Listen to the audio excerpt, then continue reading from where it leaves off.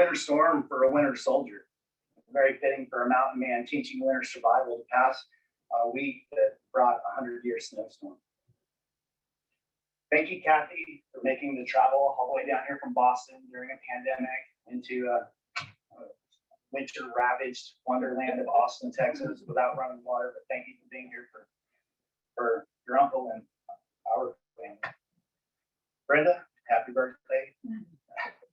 I know it's not the way you want to spend it, but nonetheless, I know you love them with all your heart. You look so cute in all those pictures sitting on his lap as a baby. I know he loved you a lot, as do I.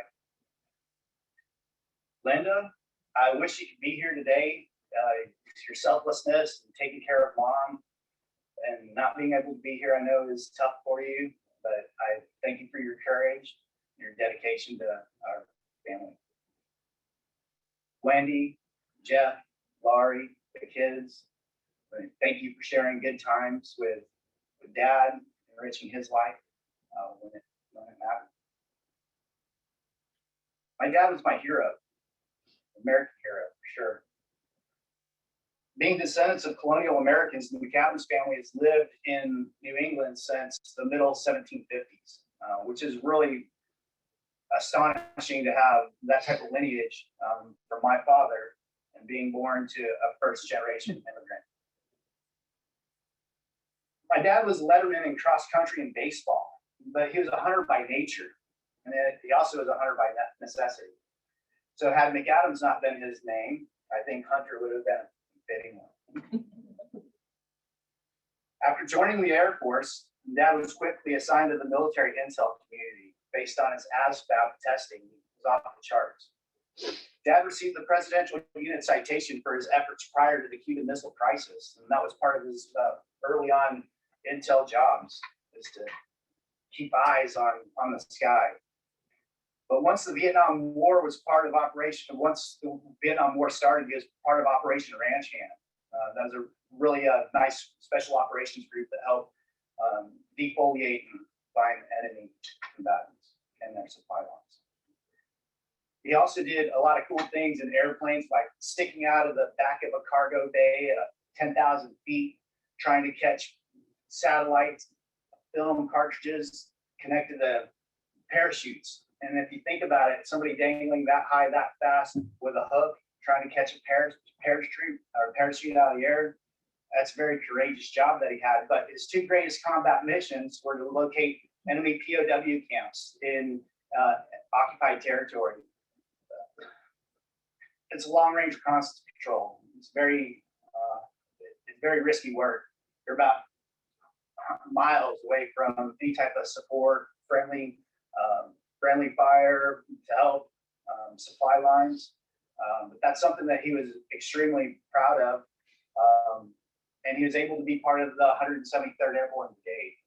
That's something that's really rare for somebody in the Air Force to be assigned to Special Operations Command. His second most impactful mission, I think, was probably defines him as a humanitarian, not so much as a soldier. He was a clandestine spy.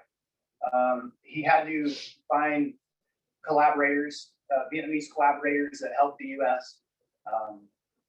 Rescue them and bring them back to the United States as refugees. So in essence, my dad did usher in the American dream for thousands of people. And for that, I'm extremely proud of him for. Between wartime deployments, Dad loved hunting in the Rocky Mountains, where he bagged a Boone and Crockett trophy deer, white-tailed deer, and a Boone and Crockett trophy mule deer. And I got to grow up with the racks on my walls, and it was also a great reminder of what type of athlete and a hunter he was. His friends said that Matt can smell the deer out there. He had great sight. He could shoot. He'd shoot like nothing. Shoot straight.